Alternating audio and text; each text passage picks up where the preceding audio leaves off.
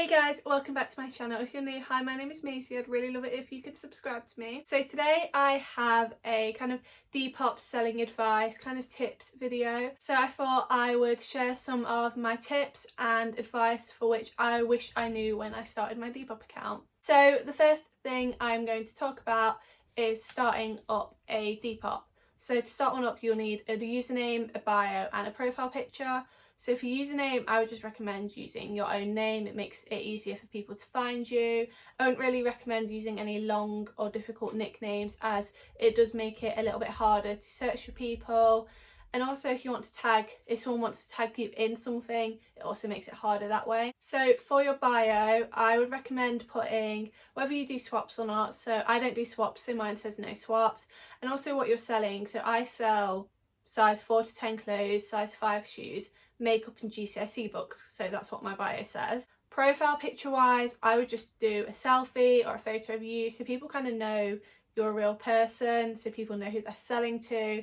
I much prefer selling and buying from people who have like their face as their profile picture or a photo of them as their profile picture. It makes me feel like I'm not buying from a scam artist or anything. So the next thing I'm going to talk about is getting followers.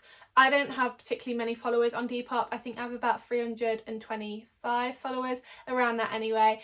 But what I found is my followers don't really buy my clothes. It's more people who search up the item, what they want to buy, and they see I'm selling it. So it doesn't really bother me too much. But if you're really bothered about wanting loads and loads of followers on Depop, you can follow people, and a lot of the time people will follow you back. I don't do this. I only follow, I think it's 22 people. I only really follow my friends and influencers, but a lot of people do follow back, so that is a way to get a lot of followers on Depop if that is what you would like. One way which will really help you probably get followers, and followers who might want to buy your clothes, is promoting it on your social media. So my Depop's in my Instagram bio, and every time I upload new items I'll put it on my Instagram story, and I will also put it on my Snapchat story. And this has really been beneficial to me, selling on Depop and also selling off Depop. So a couple of years ago when I still danced, I would post what I was selling on my Snapchat, and I would have girls message me saying, hey, can I buy this? I'll bring the money to dance class. So I'd mark it sold, I would bring the item to dancing, and they would give me the money. And I remember bringing a big bag of clothes, what people would ask for, and I made £300 in one day.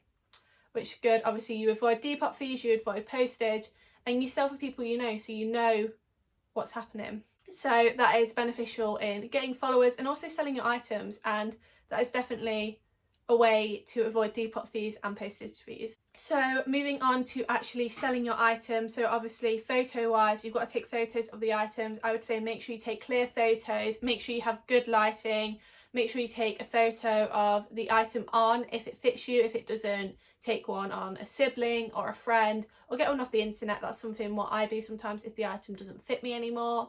I would also recommend taking a photo of the item on a hanger on a plain background.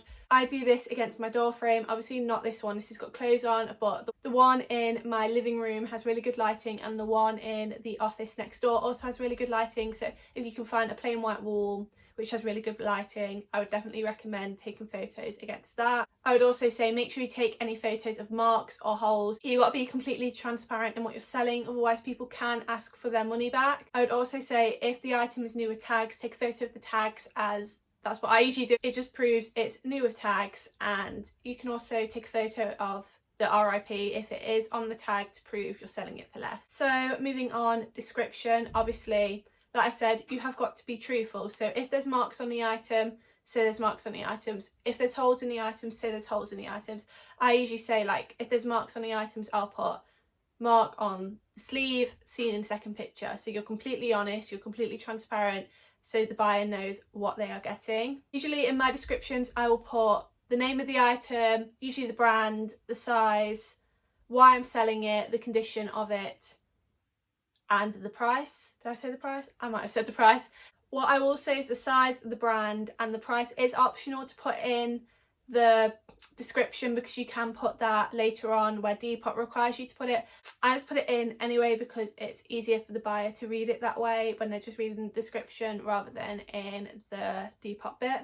I also list my bundle deals in my description, so I offer bundle deals. Obviously the more you buy, the cheaper the items work out, so I list that in my description so people are aware of that. I also obviously hashtag my items. I think Depop give you 5 hashtags, and I just hashtag anything relevant to the brand, what the item's like, whether it's new with tags. I definitely recommend, if it's new with tags, put new with tags. If you do free shipping, hashtag free shipping. But one thing I will say is don't put loads of stuff what isn't relevant in your description. Don't be selling a boohoo top and put like Brandy Melville in the description. Don't put anything what's not relevant to the item in the description, because it does clog up the feed and people don't like it.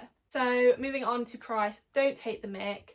At the end of the day, you're most likely selling some secondhand clothes. People aren't going to pay over the odds for your secondhand clothes. Like, don't sell a boohoo top for a tenner plus postage when that's literally what you buy a top from boohoo anyway. Or you might even buy a top from boohoo cheaper. Like, people aren't going to buy it. One thing I will say is don't sell the item for more than it's worth, and don't sell it for the same. So your top may be new with tags, but why is someone going to buy it from you from Depop when they can buy it from the shop for the same price? So what I do see is people will charge £8 for a £10 top, but then charge £3 for shipping. So you're obviously charging more than what a buyer could buy it for in a shop. Likewise, if you're selling an £8 top for a £5 plus £3 postage, again, why is someone going to buy it when they can buy it £8 new? So definitely make sure your prices, including postage, is lower than what you bought it for. So how much do you sell it for? I usually sell my items for 30 to 70% of the retail price, depending on how much the retail price is, depending what the brand is, depending on what the condition is, and also usually depending on what the postage is. One thing you can do if you don't want to lower your prices is offer bundle deals. So I do this anyway. I offer 10 to 30% off depending on how many items were bought. I sell a lot of bundles. I feel like this is definitely a really good way to sell a lot of clothes fast and get money for it, and make the buyer feel like they're getting a good deal, because obviously you may lose out on 10%, but you're selling 2 items instead of 1. So obviously the buyer's happy because they're getting 10% off because they've bought 2 items, and also you're happy because you sold 2 items instead of 1. One thing I will say is don't sell for too little. Obviously Depop take 10% and PayPal also take a cut. I think it's something like 4% plus 20p, so you have got to take that into consideration, especially if you're including postage in the price, because you don't want to be left with no money or even in the minuses once Depop and PayPal both take their fees. So now on to postage and packaging. Packaging wise, I use like the Jiffy poly bags. I get these from Home Bargains, B&M, Yorkshire Trading Company. They all sell them quite cheap. Also, I now more just reuse packaging, so Pretty Little Thing parcels, misguided parcels, Topshop parcels, any parcels that you obviously get to your house, you can reuse the packaging. Then you're not actually spending money buying the bags, and you're actually helping save the environment because you are recycling these bags. What also works well for me is because my dad has his own business, he orders these bags in bulk, so I do usually use some of his, which works out well for me. And I also get some from my stepdad's company, which he works for, so that is definitely beneficial. Ask your parents if the companies they work for use these bags, because most of the time they don't actually mind you taking them. Also, if they get a lot of packages or letters, you can also ask to reuse their packaging. My mum does this with her school. Her school obviously get loads of packages and letters, and she asked basically to take the packaging away from me to use for my Depop, and they said yes. So if you don't ask, you never know. One thing I've also seen is you can use the bag for life. I've never done this, I've seen it on other people's Depops. You can use bags for life to package these parcels up. That's a good idea. I've also had someone send me something in a bin bag once, which was kind of, it's an idea. I would never do it. I probably wouldn't recommend doing it, but if you don't have Jiffy bags and you don't have the bags for life, a bin bag will definitely do. Just make sure, because these bags have holes in for health and safety, make sure you cover the holes in the bags, because you don't want the item getting soaking wet if it rains. So shipping, I charge separately for shipping. I actually think you're more likely to sell if you do free shipping. I kind of flip between the two. Sometimes I include shipping in the price, and sometimes I charge separately for shipping. At the moment I charge separately, and then I also do free shipping once you spend over £30. So I use Royal Mail second class or the ship with Depop via Hermes. I prefer the Hermes ones as it is tracked, and they also come and pick it up from your house, so you don't actually have to go out. So if I'm sending Royal Mail, I only do Royal Mail large letters, and I charge £1 to £2 for postage for the items which are going as large letters. And if I'm doing the parcels, which I do ship via Hermes, I charge £2.80 to £5.30, I think it is. They're set prices which Depop decide, and obviously that does actually work out cheaper than Royal Mail. So if you are going to be shipping parcels, I would recommend doing the Hermes. One thing I would say is make sure you charge enough. Make sure you weigh the item, measure the item, because you don't want to get to the post office for them to say, oh, this is going to go as a small parcel instead of a large letter. Or for them to say, oh, instead of, like, you think it's going to be £1 and they're charging you £2.50 for it. So make sure you know exactly how much the item would cost to ship. So the next thing I would say is try and ship next working day. Obviously Hermes Pickup do this anyway, but it's definitely worth trying to ship next working day, because obviously the client gets the parcel quicker, you don't have to worry about it. But if you can't ship next working day, I'd recommend don't leave it longer than maybe 2 or 3 days, because then the buyer kind of gets a bit annoyed. Obviously, like I said, including shipping in the price can increase your chances of selling more. Likewise with doing free shipping over a certain amount or free shipping in bundles, I would definitely say these increase your chances of selling. And also, final thing, make sure you keep proof of postage. Obviously if you're sending it tracked, that is proof of postage, but if you aren't sending it tracked, like I don't send my Royal Mail ones tracked, make sure you keep proof of postage, because if they turn around and say that you've not sent it or they've not received the item, you can show that you have sent the item and it's not your fault, it's Royal Mail's. So moving on to kind of deals you can do, these definitely help me selling. So I've mentioned bundle deals. Like I said, I sell a lot of bundles. This is a really easy way to sell a lot of items at a time. So I offer 10% off 2 items, 15 off 3 and 30 off 5. Another deal you can do, which I don't actually really do that often, is free shipping deals, like say free shipping until 12 o'clock, free shipping all day. Depop actually also do these deals where they offer free shipping. They've done it fairly recently, where they say, oh, today only we're doing free shipping via Hermes. So you can use them deals for you to sell more items. There is also the option to discount items on Depop once I think they've been up for about 10 days. So you can discount them to up to something like 95%. I think there's an option in Depop. So I use these when I find that my items aren't really selling that well, or I just want to run a couple of deals on my pages to try and get people buying. So this does work. I usually offer 10 to 30% off certain items at a time, and I definitely see increase in sales when I do this. So I'm now going to finish the video on kind of some general points. So the first one is make sure you have your shop policies up and running. I don't know if this is compulsory, I don't know if you have to do this when you set your account up, but if it's not, make sure you do your shop policies, whether you, I think it's whether you ship international, eco-friendly packaging, next day dispatch, bundle deals. Answer these, but answer them truthfully. Don't say you ship internationally when you don't. Don't say you use eco-friendly packaging when you don't, because then you're just a liar.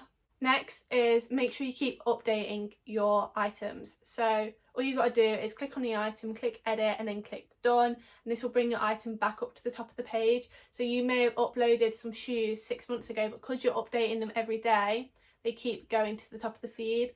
Whether if you didn't do this, they'd still be at the bottom of the feed. I do this every day. Like I've said, this definitely does increase your chances of selling the item because people are seeing it new every single day, and it doesn't actually matter when you posted this item. So that is definitely a big tip. So next thing is reviews. Obviously the more reviews you have, the better reviews you have, the more trusted seller you are. So make sure, maybe ask people to leave you a review. If they haven't, make sure you leave people reviews. Sometimes they wait for you to leave a review. One thing I will say is usually the buyer leaves the review first and then the seller leaves it after. I'll also say make sure you respond to people's questions quite fast.